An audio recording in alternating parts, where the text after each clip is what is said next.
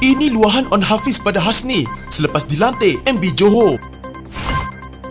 Akhirnya, perangai sebenar Hadi terbongkar.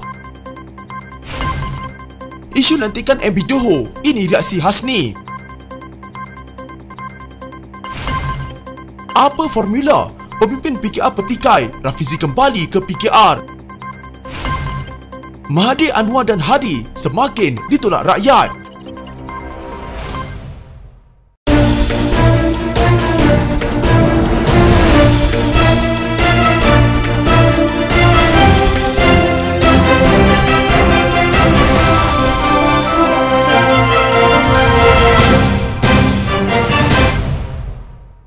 Menteri Besar Johor yang baru Dato' On Jaafar Ghazi menyifatkan pengorbanan Dato' Hasni Mohamad memberi ruang kepada orang muda memimpin negeri ini, membuktikan betapa besar hati dan jiwa negarawan beliau. On Hafiz 43, Ahli Dewan Undangan Negeri Macap berkata, pengorbanan Hasni juga menunjukkan beliau meyakini peranan dan kemampuan orang muda dalam mengemudi Johor. InsyaAllah, saya akan sentiasa memohon hikmat nasihat daripada beliau yang jauh lebih berpengalaman daripada saya. Semoga gabungan orang yang berpengalaman dengan tenaga dan idealisme orang muda akan dapat membangun dan memperkukuhkan negeri ini agar terus disegani dan melangkah lebih jauh lagi, katanya menerusi hantaran di akaun Facebook rasminya. Beliau juga memohon semua bangsa Johor supaya bersatu hati, minda dan tenaga bersamanya untuk terus membangunkan Johor. Kepada bangsa Johor yang disayangi, insya-Allah segala janji yang dibuat oleh Barisan Nasional akan saya usaha untuk ditunaikan dengan sebaik mungkin, katanya. On Hafiz berkata, beliau menerima mandat sebagai Menteri Besar dengan tekad dan keazaman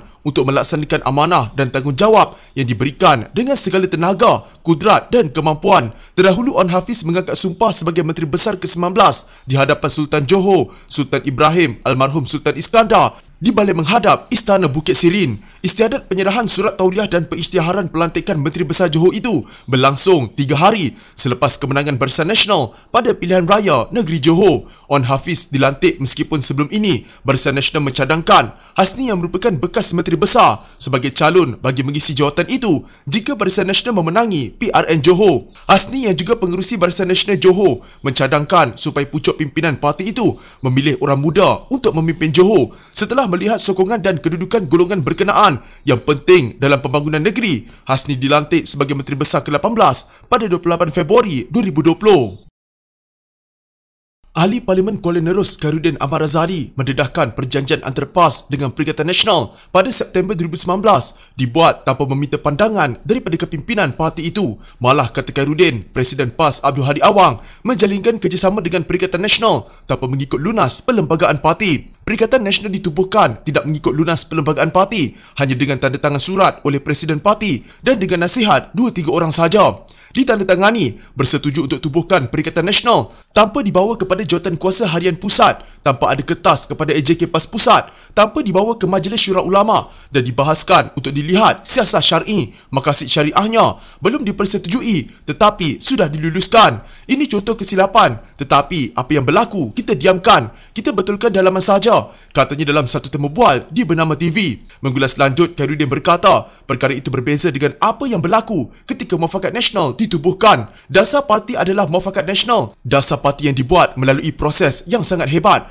bermula dengan kertas kerja di peringkat Jawatan Kuasa Kerja PAS Pusat, dibawa ke Majlis Syura Ulama dan ini peraturan Fasa 26/9/K. Maka ini berlaku, Majlis Syura meluluskan dan 2 kali dibawa ke muktamar, iaitu pada tahun 2018, 2019 dan akhirnya kita bersetuju untuk tubuhkan Muafakat Nasional. Draft Muafakat Nasional dibawa ke dalam Jawatan Kuasa Kerja PAS Pusat, Majlis Syura dan diturunkan ke pusat. Dibetulkan draft dan dibawa semula ke bawah, barulah ditandatangani di hadapan ahli dan kepimpinan PAS dan UMNO di PWTC pada 14 September 2019. Ini contoh proses mengikut proses dalam parti. Tetapi apa jadi pada Perikatan Nasional? Soalnya, Perikatan Nasional ditubuhkan secara mengejut bagi mengambil alih pentadbiran Kerajaan Pakatan Harapan yang runtuh pada 24 Februari tahun lalu. Bagaimanapun, UMNO pada 30 Julai 2020 melalui Presidennya Ahmad Zaid Hamidi memutuskan parti itu tidak menyertai Perikatan Nasional secara rasmi. Zahid berkata, UMNO sebaliknya akan terus memperkasakan Muafakat Nasional bersama-sama dengan PAS dan parti komponen Barisan Nasional yang lain. Menurutnya, sokongan kepada kerajaan Perikatan Nasional hanya berlandaskan sokongan anggota Parlimen UMNO dan Barisan Nasional di Dewan Rakyat dan ADUN di peringkat negeri. Sementara itu, dalam perkembangan lain, Khairuddin menyatakan rasa kesalnya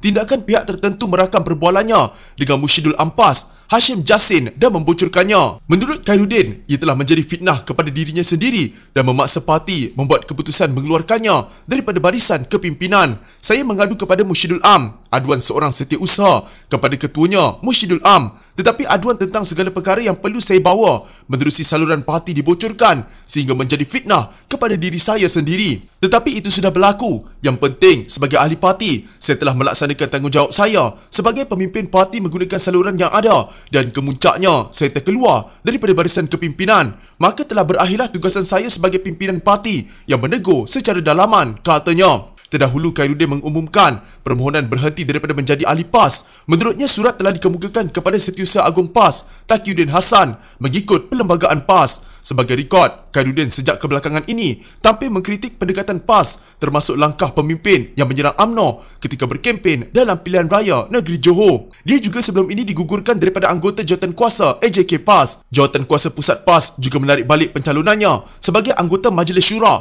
menyebabkan kelayakannya sebagai setiausaha badan itu terbatal.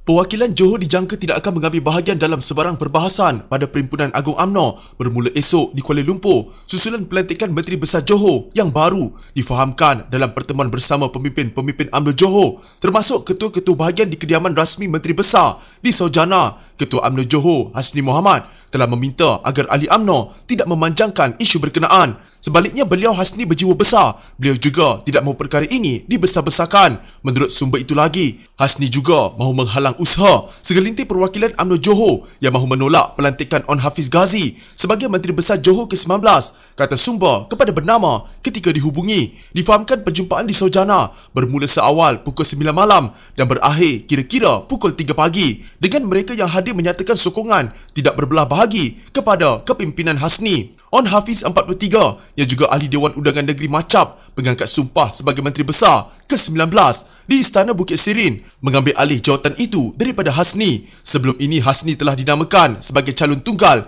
Menteri Besar oleh Pengerusi Barisan Nasional Zaid Hamidi ketika kempen pilihan raya negeri Johor. Pada PRN Johor, Barisan Nasional memperoleh mandat besar iaitu 40 daripada 56 kerusi Dewan Undangan Negeri Johor, sekaligus mempunyai kedudukan selesa membentuk kerajaan negeri. Bagaimanapun, selepas 3 hari kemenangan Barisan Nasional diraih, tiada petunjuk jelas sama ada Hasni akan kembali menerajui kerajaan negeri sehingga muncul kabar angin mengaitkan nama On Hafiz dan ahli Majlis Tertinggi UMNO Puan Zarkashi dengan jawatan itu. Bekas Ketua PKR Perak Farhash Wafa Salvador Riza Mubarak menyindir Rafizi Ramli berkaitan formula yang dimiliki berikutan keputusannya untuk merebut jawatan Timbalan Presiden pada pemilihan parti itu bulan depan. Farhash berkata Rafizi sebelum ini tidak menjalankan tugas sebagai naib presiden serta menghilangkan diri ketika parti memerlukannya. Dia tak jalankan tugas sebagai naib presiden, jadi saya harap ahli-ahli menilailah. Saya tak tahu apa formula dia ada, katanya kepada portal FMT. Beliau berkata demikian ketika mengulas keputusan Rafizi untuk bertanding dengan alasan politik progresif pelbagai bangsa kini berada dalam bahaya jika PKR dan Pakatan Harapan terus menjadi parti ketiga kerana gagal memikat pengundi atas pagar. Rafizi berkata ketaksuban kepada strategi gabungan politik ketika ini semakin menjauhkan PKR dan Pakatan Harapan daripada rakyat sehingga membuatkan rakyat beranggapan bahawa semua hanyalah drama Keluarga 69. Malah katanya lagi, keputusan untuk kembali ke gelanggang politik dibuat setelah mendapat desakan daripada pendukung PKR dan Pakatan Harapan. Pada pemilihan lalu, Rafizi tewas kepada Muhammad Azmin Ali bagi merebut jawatan Timbalan Presiden. Beliau kemudian dilantik sebagai naib presiden dalam Majlis Pimpinan Pusat PKR bagi sesi 2018-2021. Bagaimanapun, jawatan Timbalan Presiden kosong sejak 2 tahun lalu selepas Azmin dipecat oleh parti itu pada 24 Februari 2020. Mengulas lanjut, Farhash berkata dia menerima keputusan Rafizi itu sebagai proses demokrasi, namun pada masa sama mengingatkan Rafizi untuk menjalankan tugas dan tidak sekali lagi menghampakan penyokong. Tak apalah, ini parti demokrasi, dia nak bertanding apapun tidak ada masalah. Cuma kalau menang nanti, jangan hilang lagi sekali. Kalau nak buat kerja, buat betul-betul. Jangan hampakan penyokong, katanya. Sementara itu, Ketua Bahagian PKR Kanga, Amin Ahmad, mengulangi pendiriannya bahawa Rafizi lebih sesuai bertanding mempertahankan jawatan naib presiden yang disandang buat masa ini. Saya pernah komen bahawa dia pimpinan agak popular dan secara umum baik dalam masyarakat maupun parti sendiri. Bila ditinggalkan kedudukan naib presiden, saya cadangkan dia bertanding naib presiden dulu. Imej pimpinan utama pembangkang seperti Dr. Mahathir Mohamad, Anwar Ibrahim dan Abdul Hadi Awang jelas semakin merosot susulan kekalahan dalam beberapa siri pilihan raya negeri termasuk terakhir di Johor menurut seorang pemimpin UMNO. Ahli Majlis Kerja Tertinggi UMNO, Puan Zarkashi berkata, paling ketara adalah Mahathir yang dilihat seperti menangkap muat calon partinya untuk bertanding dalam PRN Johor. PRN menunjukkan pengaruh Mahathir paling nyata berada peringkat minimum. Paling signifikan, tak ada jentera. Mereka bergantung kepada upah orang untuk naikkan bendera. Paling teruk calon-calon tangkap muat tak kena datang dari mana yang tak ada sumbangan dalam masyarakat, katanya kepada portal FMT. Pada PRN Johor, Barisan Nasional memperoleh 40 daripada 56 kerusi Dewan Undangan Negeri untuk meraih kemenangan melebihi majoriti 2/3 berbanding Perikatan Nasional 3, Pakatan Harapan 12 dan Muda 1 kerusi. Dalam pada itu, Puan berkata PKR juga dilihat semakin merosot walaupun meletakkan calon dikenali seperti Mazli Malik. Katanya walaupun Mazli bertanding di atas status bekas Menteri Pendidikan dan Ahli Parlimen Simpang Renggam, beliau juga tidak dapat memenangi kerusi di Dun Layang-Layang. Puan juga melihat sokongan terhadap Hadi semakin merosot. Maksudnya rakyat tetap tolak di medan dia sendiri. Saya nampak sokongan Mahathir, Anwar cukup signifikan sebab kedua-dua parti ini bergantung pada imej individu iaitu Mahathir dan Anwar. Ini kerana PAS sendiri gagal di 3 negeri iaitu di Sarawak, Melaka dan Johor. Pada saya, itu juga petanda berlaku kemerosotan kepada imej Hadi, katanya.